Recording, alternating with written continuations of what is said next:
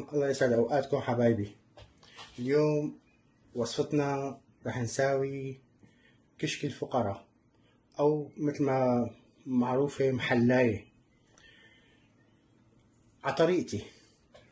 بدنا اول شي رح ساويها ب2 كيلو حليب كامل الدسم. هلا انا ما بحب قصة الكاسات لانه كل واحد عنده كاسة شكل وكل واحد قياس كاسته بتختلف عن قياس التاني. انا راح اكتب عياراتهم بصندوق الوصف. هلا للكليين حليب بدنا 300 جرام سكر او كاسة كبيرة، انا عيرتها وزنتها 300 جرام. بدنا 180 جرام نشا، بدي نص كاسة او ما يقارب 200 جرام حليب مكثف، بدي ماء زهر، فانيليا، مسكة راس، فستق، بدي لوز للزينة. وخلينا نبلش بطريقة طبخة. هلا أول شي في طريقتين لطبخ المحلاية. طريقة على البارد يلي هي بنكت الحليب والنشا والسكر وبنحركهم قبل ما نحطهم على الغاز، وطريقة على السخن يلي هي بنحط الحليب نستناه ليسخن، بننزل السكر بعدين نستناه ليغلي، بعدين بنحط النشا، بندوب النشا بحليب بمي بعدين بنحطه. بس خلينا نستعمل الطريقة الأسهل، بيكون يعني أسرع وأحسن نتيجة. هلا أول شي عندي الطنجرة بدها تكون نظيفة، بيكون ما فيها شي من الزفر لأنه الزفر بيفرط الحليب. هلا أنا بحط بسفل الطنجرة ربع كاسة مي قبل ما أحط الحليبات مشان أضمن إنه الحليب ما يلزق. بعدين بكت الحليبات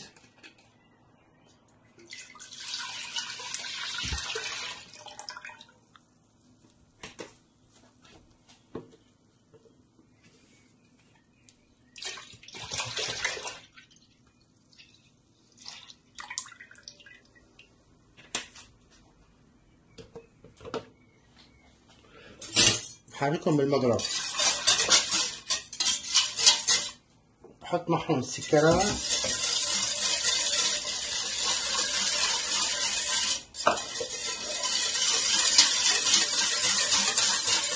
بحط معهم نشايات وكمان بحرك فيهم مشان ما يجبلوا. وبعد ما حركته مع النشايات منيح بشغل تحت منه النار، ومتى ما شغلت تحت منه النار بيتم عم حركهم لحتى يغلي الحليب. هي طريقة البارد. وهلا بعد ما جمد الحليب شوفوا شلون وبلش يغلي. اول شغلة بننوز تحت الغاز، بننزل الحليب المكثف عليه، بنحركه منيح،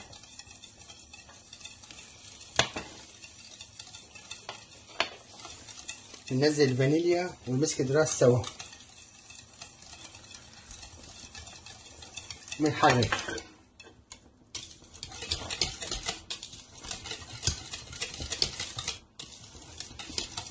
صار جامد وصعب تحريكه. وهلا جهزت معنا بعد ما حركناهم. بنكت اخر شي الماء زهر،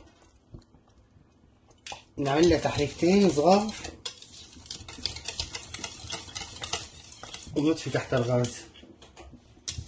هيك بإذن الله صارت جاهزة. هلا بدنا نسكبهم بالزبادي. بدنا نسكب الزبادي وهي سخنة، نستناها لتبرد، ما فينا نسكبها وهي باردة، وما بنسكبها للآخير، نترك قدر سنتيين من فوق فاضي مشان الزينة.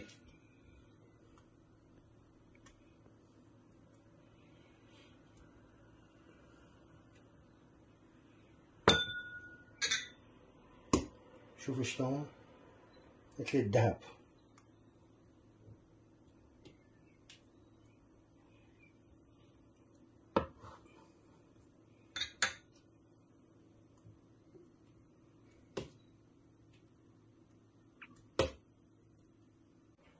وبعد ما خلصت سكب المحلاية بالزبادي بدي استناها لتبرد منيح، وإن شاء الله بنلتقى وقت التزيين.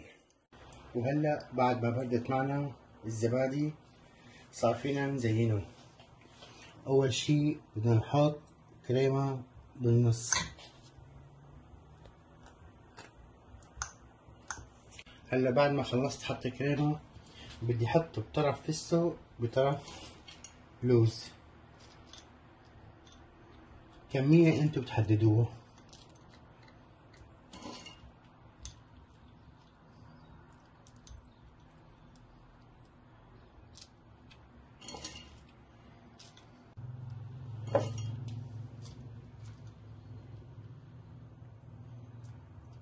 بحاول وزع الفستقات على الطرف كلياته. وهلا بحط لوز.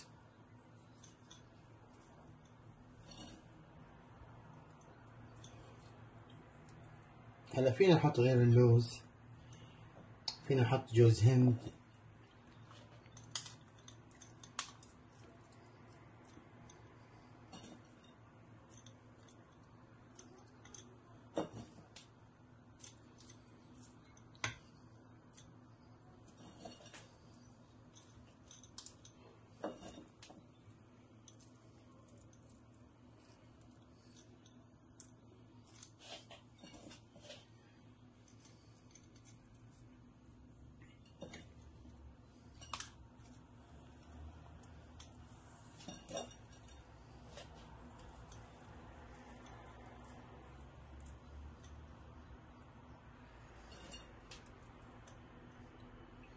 هلا بعد ما خلصت حط اللوز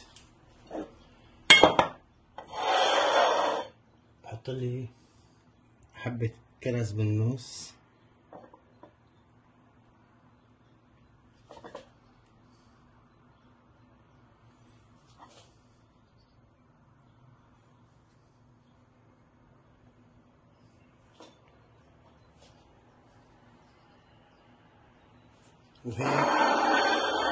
وهيك بيكون الفيديو تبعنا اليوم جاهز.